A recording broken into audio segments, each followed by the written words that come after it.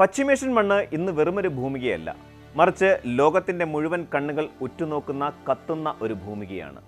സാമ്രാജ്യത്വ ശക്തികളുടെ മിസൈൽ മുനകൾ ഇറാന്റെ തെരുവുകളെയും ചരിത്രമുറങ്ങുന്ന നഗരങ്ങളെയും ലക്ഷ്യം വെക്കുമ്പോൾ ലോകം ഒരു വൻ യുദ്ധത്തിൻ്റെ വക്കിലാണെന്ന് നിസ്സംശയം പറയാം. ഇത് കേവലം ഒരു വിനാശത്തിൻ്റെ അവസാനമല്ല, മറിച്ച് പതിറ്റാണ്ടുകളായി പുകഞ്ഞുകൊണ്ടിരുന്ന പ്രതികാരത്തിൻ്റെ വിശ്വരൂപമാണ്. 2026 ഫെബ്രുവരിയുടെ അവസാന നാളുകളിൽ പശ്ചിമേഷ്യയുടെ ചക്രവാളം ചുവപ്പ് പരത്തിയത് കേവലം സന്ധ്യാശോഭയല്ല, മറിച്ച് യുദ്ധവിമാനങ്ങളുടെയും മിസൈലുകളുടെയും തീപ്പൊരികളായിരുന്നു. ഫെബ്രുവരി 28 പുലർച്ചെ മുതൽ ഇറാനിലെ ജനവാസ മേഖലകളെയും പ്രധാന ഭരണകൂട കേന്ദ്രങ്ങളെയും ലക്ഷ്യമിട്ട് അമേരിക്കയും ഇസ്രയേലും നടത്തിയ വ്യോമാക്രമണങ്ങൾ ആഗോള രാഷ്ട്രീയ ക്രമത്തെ തന്നെ മാറ്റിമറിച്ചിരിക്കുകയാണ്. ആയിരക്കണക്കിന് ജീവനുകൾ പൊലിയുകയും നഗരങ്ങൾ തകരുകയും ചെയ്യുമ്പോഴും തകർന്നടിഞ്ഞ കോട്ടകൾക്കുള്ളിൽ നിന്ന് ഇറാൻ ഉയർത്തുന്ന പ്രതിരോധം ലോകശക്തികളെ വിറപ്പിക്കാൻ പോകുന്നതാണ്. ഈ സംഘർഷത്തിൻ്റെ പശ്ചാത്തലത്തിൽ എന്തുകൊണ്ടാണ് ഇറാൻ എന്ന രാജ്യം സൈനികമായും ഭൗമശാസ്ത്രപരമായും ഇത്രയധികം പ്രാധാന്യം അർഹിക്കുന്നത് എന്നത് ആഴത്തിൽ പരിശോധിക്കേണ്ട ഒന്നാണ്. ഇറാന്റെ ശക്തിയെ മനസ്സിലാക്കാൻ ആദ്യം അതിൻ്റെ ഭൗമ വിശാലതയിലേക്കാണ് നാം നോക്കേണ്ടത്. ഏകദേശം 1.65 ദശലക്ഷം ചതുരശ്ര കിലോമീറ്റർ വിസ്തൃതിയുള്ള ഇറാൻ വിസ്തീർണത്തിൽ ലോകത്തിലെ 17ാമത്തെ വലിയ രാജ്യമാണ്. ഈ കണക്കുകളെ ലളിതമായി താരതമ്യം ചെയ്താൽ മാത്രമേ ഇറാന്റെ വലിപ്പത്തിൻ്റെ ഗൗരവം ബോധ്യപ്പെടുകയുള്ളൂ. അമേരിക്കയുടെ 6 വലിപ്പമുള്ള ഇറാൻ ഇന്ത്യയുടെ പകുതിയോളം വലിപ്പമുണ്ട്. എന്നാൽ ഏറ്റവും ശ്രദ്ധേയമായ താരതമ്യം ഇസ്രയേലുമായാണ്. ഇസ്രയേലിനെ അപേക്ഷിച്ച് ഇറാൻ ഏകദേശം 80 മടങ്ങ് വലുതാണ്. ഒരു യുദ്ധ സാഹചര്യത്തിൽ ഇത്രയും വലിയൊരു ഭൗമ വിശാലത എന്നത് ഇറാന് നൽകുന്ന സുരക്ഷാ കവചം ചെറുതൊന്നുമല്ല. ശത്രുരാജ്യങ്ങൾക്ക് പെട്ടെന്നൊരു അധിനിവേശം നടത്തി കീഴടക്കാൻ കഴിയാത്തത്ര വിശാലമായ പർവ്വതനിരകളും മരുഭൂമികളും വനങ്ങളും ഇറാന്റെ പ്രത്യേകതയാണ്. പശ്ചിമേഷ്യയിലെ ഈ ഭീമൻ രാജ്യം ഇറാഖ്, തുർക്ക്മെനിസ്ഥാൻ, അഫ്ഗാനിസ്ഥാൻ, പാകിസ്ഥാൻ, അസർബൈജാൻ, തുർക്കി, അർമേനിയ എന്നിങ്ങനെ 7 രാജ്യങ്ങളുമായാണ് കര അതിർത്തി പങ്കിടുന്നത്. ഇത്രയധികം രാജ്യങ്ങളുമായി അതിർത്തി പങ്കിടുന്നത് കൊണ്ട് തന്നെ ഇറാനിലെ ഒരു ചലനം ഈ രാജ്യങ്ങളിലെ എല്ലാം പ്രകമ്പനം സൃഷ്ടിക്കും. അതുകൊണ്ട് തന്നെ ഇറാനെതിരെ നടക്കുന്ന ഒരു യുദ്ധം കേവലം 2 രാജ്യങ്ങൾ തമ്മിലുള്ള പോരാട്ടമല്ല, മറിച്ച് ഏഷ്യയുടെയും യൂറോപ്പിൻ്റെയും സന്ധ്യാപ്രദേശത്തെ മൊത്തം സുരക്ഷാ സമവാക്യങ്ങളെയും തകിടം മറിക്കുന്ന ഒന്നാണ്. രാജ്യത്തിൻ്റെ വിസ്തൃതിയോടൊപ്പം തന്നെ കരുത്തുറ്റതാണ് ഇറാന്റെ ജനസംഖ്യയും. ഏകദേശം 92 ദശലക്ഷം ജനങ്ങൾ അധിവസിക്കുന്ന ഈ രാജ്യം മനുഷ്യവിഭവശേഷിയുടെ കാര്യത്തിലും മുൻപന്തിയിലാണ്. അമേരിക്കയിലെ 350 ദശലക്ഷം ജനങ്ങളുമായി താരതമ്യം ചെയ്യുമ്പോൾ ഇത് 4-1 വരുമെങ്കിലും ഇറാന്റെ ഭൂപ്രകൃതി അനുസരിച്ചുള്ള ജനവാസ രീതി ശ്രദ്ധേയമാണ്. ഇറാന്റെ ഭൂരിഭാഗം ജനങ്ങളും രാജ്യത്തിൻ്റെ പടിഞ്ഞാറൻ ഭാഗത്താണ് കേന്ദ്രീകരിച്ചിരിക്കുന്നത്. പ്രകൃതിദത്തമായ പർവ്വതനിരകളും ബലഭൂയിഷ്ടമായ താഴ്വരകളും നദീതടങ്ങളും ഈ പ്രദേശത്തെ ജനവാസത്തിനും കൃഷിക്കും അനുയോജ്യമാക്കുന്നു. തലസ്ഥാനമായ ടെഹ്റാൻ ഇറാന്റെ ഹൃദയമിടിപ്പാണ്. ഏകദേശം 9.6 ദശലക്ഷം ആളുകൾ താമസിക്കുന്ന ഈ നഗരം രാജ്യത്തിൻ്റെ രാഷ്ട്രീയ, സാംസ്കാരിക, സാമ്പത്തിക കേന്ദ്രമാണ്. ടെഹ്റാനിലെ ഓരോ തെരുവിലും മിടിക്കുന്നത് പെർഷ്യൻ ചരിത്രത്തിൻ്റെയും ആധുനിക പ്രതിരോധത്തിൻ്റെയും വീര്യമാണ്. വടക്ക് കിഴക്കൻ ഭാഗത്തുള്ള മഷ്ഹദ് 3.4 ദശലക്ഷം ജനങ്ങളുമായി 2ാമത്തെ വലിയ നഗരമായി നിലകൊള്ളുന്നു.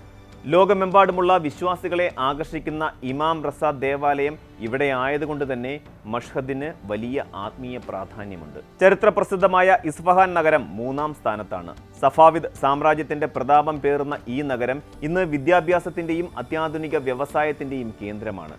ഈ നഗരങ്ങളുടെ വളർച്ചയും സുരക്ഷയും ഇറാന്റെ ദേശീയ താൽപ്പര്യങ്ങളുടെ മുൻഗണനാ പട്ടികയിലുണ്ട്. ഇറാന്റെ ഭൗമശാസ്ത്രപരമായ വൈവിധ്യം ഏതൊരു അധിനിവേശ സൈന്യത്തെയും കുഴപ്പിക്കുന്ന ഒന്നാണ്. വടക്കൻ പർവ്വത പ്രദേശങ്ങളിൽ കഠിനമായ മഞ്ഞുവീഴ്ചയും ശൈത്യവും അനുഭവപ്പെടുമ്പോൾ തെക്കൻ നഗരമായ അഹ്വാസ് പോലെയുള്ള ഇടങ്ങളിൽ വേനൽക്കാലത്ത് താപനില 50 ഡിഗ്രി സെൽഷ്യസിന് മുകളിലേക്ക് ഉയരുന്നു. രാജ്യത്തിൻ്റെ മധ്യഭാഗത്തുള്ള കൂറ്റൻ മരുഭൂമികൾ അമേരിക്കയിലെ അരിസോണയിലെയോ കാലിഫോർണിയയിലെയോ വരണ്ട കാലാവസ്ഥയോട് സാമ്യമുള്ളതാണ്. ഈ വൈവിധ്യം ഇറാന്റെ സൈന്യത്തിന് വ്യത്യസ്തമായ ഭൂപ്രകൃതികളിൽ യുദ്ധം ചെയ്യാനുള്ള പരിശീലനവും കരുത്തും നൽകുന്നു. ഇറാന്റെ സാമ്പത്തിക ഭദ്രതയുടെ ആണിക്കല്ല് അതിൻ്റെ പ്രകൃതി വിഭവങ്ങളാണ്. ലോകത്തിലെ എണ്ണ ഉൽപ്പാദനത്തിൽ 9ാം സ്ഥാനത്തും പ്രകൃതിവാതക ഉൽപ്പാദനത്തിൽ 3ാം സ്ഥാനത്തുമുള്ള ഇറാൻ ലോകത്തെ ഊർജ്ജ വിപണിയെ നിയന്ത്രിക്കാൻ ശേഷിയുള്ള രാജ്യമാണ്. ഏകദേശം $375 ബില്യൺ GDP ഉള്ള രാജ്യം വർഷങ്ങളായുള്ള ഉപരോധങ്ങൾക്കിടയിലും സ്വന്തമായൊരു സാമ്പത്തിക ക്രമം കെട്ടിപ്പടുത്തിട്ടുണ്ട്. 9.2% വരുന്ന തൊഴിലില്ലായ്മ നിരക്ക് ഒരു വെല്ലുവിളിയാണെങ്കിലും എണ്ണ, വാതക വിഭവങ്ങളിൽ നിന്നുള്ള വരുമാനം രാജ്യത്തിന്റെ സൈനിക ചിലവുകളെയും ജനക്ഷേമ പദ്ധതികളെയും താങ്ങി നിർത്തുന്നു. ഇറാൻ-അമേരിക്ക സംഘർഷം കൊടുമ്പിരിക്കൊള്ളുന്നതിനിടയിൽ ആഗോള പ്രതിരോധ രംഗത്തെ ഞെട്ടിച്ച ഒരു വാർത്തയായിരുന്നു അമേരിക്കയുടെ അത്യാധുനിക THAAD റഡാർ സംവിധാനം ഇറാൻ തകർത്തത്. ഏകദേശം $300 മില്യൺ വിലമതിക്കുന്ന ഈ റഡാർ സംവിധാനം ഗൾഫ് മേഖലയിലെ അമേരിക്കൻ മിസൈൽ പ്രതിരോധത്തിന്റെ കണ്ണും കാതുമായിരുന്നു. ജോർദാനിലെ മുവാഫഖ് സൾട്ടി എയർബേസിൽ സ്ഥാപിച്ചിരുന്ന ഈ സംവിധാനം ഇറാന്റെ ആക്രമണത്തിൽ നശിപ്പിക്കപ്പെട്ടുവെന്ന് ഉപഗ്രഹ ചിത്രങ്ങൾ വ്യക്തമാക്കുന്നുണ്ട്. Terminal high altitude area defence അഥവാ THAAD എന്നത് ബാലിസ്റ്റിക് മിസൈലുകളെ അന്തരീക്ഷത്തിന്റെ ഉയർന്ന പാളികളിൽ വെച്ച് തന്നെ തകർക്കാൻ ശേഷിയുള്ള ലോകത്തിലെ തന്നെ ഏറ്റവും മികച്ച പ്രതിരോധ സംവിധാനമാണ്. ഒരു THAAD ബാറ്ററിക്ക് ഏകദേശം $1 ബില്യൺ ചെലവ് വരും. അതിൽ റഡാറിന് മാത്രം $300 മില്യൺ വിലയുണ്ട്. 9 സൈനികരും 6 ലോഞ്ചറുകളും അത്യാധുനിക കമ്മ്യൂണിക്കേഷൻ യൂണിറ്റുകളും അടങ്ങുന്ന ഈ സംവിധാനത്തെ ഇറാൻ തകർത്തത് അമേരിക്കൻ സൈനിക മേധാവിത്വത്തിനേറ്റ വലിയ പ്രഹരമാണ്. ലോകമെമ്പാടും 8 THAAD സംവിധാനങ്ങൾ മാത്രമുള്ള അമേരിക്കയ്ക്ക് ജോർദാനിലെ തകർച്ച മേഖലയിലെ മിസൈൽ പ്രതിരോധത്തിൽ വലിയ വിള്ളലുകൾ വീഴ്ത്തും. ഓരോ ഇന്റർസെപ്റ്റർ മിസൈലിനും $13 മില്യൺ ചെലവഴിക്കുന്ന അമേരിക്കയെ സംബന്ധിച്ചിടത്തോളം ഇറാന്റെ താരതമ്യേന കുറഞ്ഞ ചെലവിലുള്ള മിസൈലുകളും ഡ്രോണുകളും ഉണ്ടാക്കുന്ന നഷ്ടം താങ്ങാവുന്നതിനുമപ്പുറമാണ്. അമേരിക്കയ്ക്കുള്ളിൽ തന്നെ ഈ യുദ്ധത്തോടുള്ള സമീപനത്തിൽ വലിയ ഭിന്നത നിലനിൽക്കുന്നുണ്ട്. അടുത്തിടെ നടന്ന സർവേകൾ പ്രകാരം കേവലം 25% അമേരിക്കക്കാർ മാത്രമാണ് ഇറാനെതിരായ ആക്രമണത്തെ അനുകൂലിക്കുന്നത്. ഇതിൽ തന്നെ റിപ്പബ്ലിക്കൻ പാർട്ടി അനുയായികളാണ് ആക്രമണത്തെ കൂടുതൽ പിന്തുണയ്ക്കുന്നത്. 55% റിപ്പബ്ലിക്കൻ അനുകൂലികൾ യുദ്ധത്തെ ശരിവയ്ക്കുമ്പോൾ ഡെമോക്രാറ്റിക് പാർട്ടി അനുയായികൾ 74% പേരും ഇതിനെ ശക്തമായി എതിർക്കുന്നു. യുദ്ധം കൊണ്ട് പരിഹരിക്കാൻ കഴിയാത്ത പ്രശ്നങ്ങളിലേക്കാണ് രാജ്യം നീങ്ങുന്നതെന്ന ഭീതി അമേരിക്കൻ ജനതയ്ക്കിടയിലുണ്ട്. ഈ ആഭ്യന്തര രാഷ്ട്രീയ ഭിന്നത അമേരിക്കയുടെ പശ്ചിമേഷ്യൻ നയങ്ങളെ കൂടുതൽ സങ്കീർണമാക്കുന്നു. സ്വന്തം രാജ്യത്തെ ജനങ്ങളുടെ പിന്തുണയില്ലാതെ മറ്റൊരു രാജ്യത്തിനെതിരെ ദീർഘകാല യുദ്ധത്തിന് ഇറങ്ങി പുറപ്പെടുന്നത് അമേരിക്കയ്ക്ക് വിയറ്റ്നാം അല്ലെങ്കിൽ അഫ്ഗാനിസ്ഥാൻ പോലെയുള്ള തിരിച്ചടികൾ നൽകുമെന്ന ആശങ്ക വിദഗ്ധർ പങ്കുവെക്കുന്നുണ്ട്. ഇതൊരു രാജ്യങ്ങൾ തമ്മിലുള്ള അതിർത്തി തർക്കമല്ല, മറിച്ച് ഭൂഗോളത്തിന്റെ തന്നെ ഗതി മാറ്റിമറിക്കുന്ന ഒരു ചതുരംഗ കളമാണ്. ഭൗമശേഷിയും സാമ്പത്തിക കരുത്തും ആവോളമുള്ള ഇറാനെ തൊടുന്നത് തേനീച്ചക്കൂടിന് കല്ലെറിയുന്നത് പോലെയല്ല. അത് ആഗോളക്രമത്തിന്റെ അസ്ഥിവാരമിളക്കുന്ന പ്രകമ്പനമാണ്. ഇറാനും ഇസ്രയേലും അമേരിക്കയും നേർക്കുനേർ നിൽക്കുമ്പോൾ ഇവിടെ പകരുന്നത് പശ്ചിമേഷ്യയിലെ വെറും ചോരയല്ല, മറിച്ച് ലോകത്തിന്റെ തന്നെ സമാധാനത്തിന്റെ അന്ത്യശ്വാസമാണ്. പീരങ്കികൾ ഗർജിക്കുമ്പോൾ അന്താരാഷ്ട്ര നീതിപീഠങ്ങൾ നിശബ്ദമാകുന്നുണ്ടാകാം. പക്ഷേ ഒന്നോർക്കുക, ഈ തീ പശ്ചിമേഷ്യയിൽ മാത്രം ഒതുങ്ങില്ല.